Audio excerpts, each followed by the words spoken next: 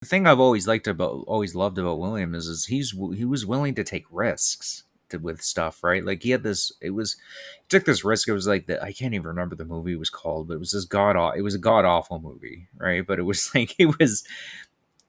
There was a maid in the house, but she ended up being like a druid or something like that, and there was like this weird tree in the back. I'm trying to remember what it was called, but it was, we're talking about a guy that directed The French Connection. He's won Oscars. I'm pretty sure the Exorcist won Oscars too, and he's doing this like low budget horror film.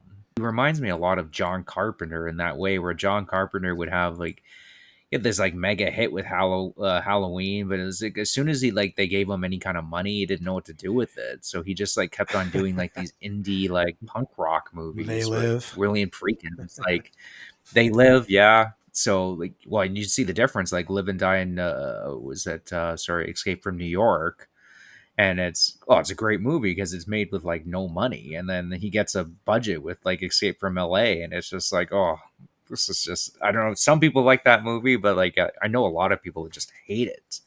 Um, William Friedkin is just he's interesting director because like some of his movies are just god awful, and there's other ones that are just they're amazing. He did this one, I believe it was called The Bug or Bug, and I believe Ashley Judd is in it, and it all takes place in this one apartment, and you're basically watching this lady go having like a schizophrenic outbreak where she thinks like there's like bugs crawling in her skin or crawling in this apartment, and it's absolutely terrifying.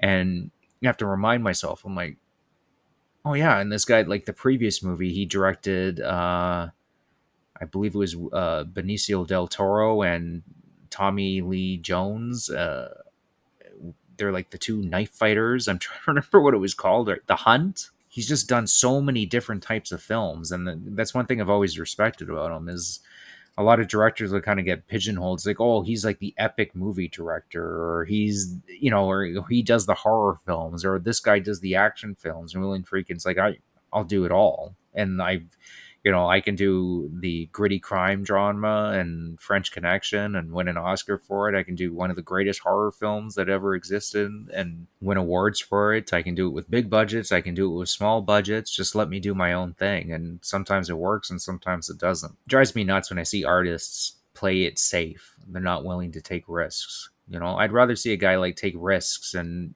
once in a while fall flat on his face. We did a whole podcast on Nicolas Cage. He's like a perfect example of that. You know, yeah, he hits it out of the park. He's amazing. But every once in a while, he's gonna fall flat on his face. That's what happens when you take risks.